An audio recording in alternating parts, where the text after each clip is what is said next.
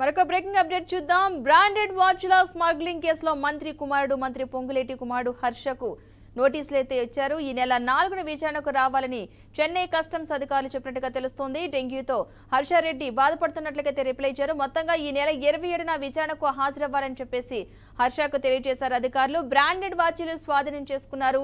హర్షారెడ్డి కోసం అయితే లగ్జరీ వాచ్లు తీసుకొచ్చిన ముబిన్ అనే వ్యక్తి అయితే తీసుకొచ్చినట్టుగా తెలుస్తోంది. ఒక్క వాచ్కు 1.75 కోట్లు చెల్లించారు హర్ష. మొత్తంగా ముబిన్ హర్షకు మధ్యవర్తిగా నవీన్ కుమార్ అనే వ్యక్తి కూడా ఉన్నట్లుగా తెలుస్తోంది. ఇక కస్టమ్స్ అధికారులు అయితే నవీన్ కుమార్ అయితే విచారిస్తున్నారు.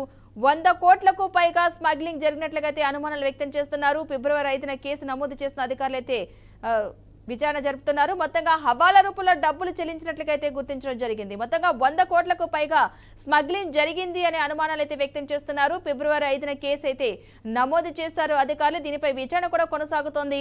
హవాలా రూపంలోనే డబ్బులు అయితే చెల్లించినట్లుగా అయితే అధికారులు అయితే గుర్తించినట్లుగా అయితే సమాచారం అందుతోంది. మొత్తంగా ఈ బ్రాండెడ్ వాచ్ల స్మగ్లింగ్ కేసులో మంత్రి కుమారుడు కూడా ఉన్నట్లుగా అయితే తెలుస్తోంది.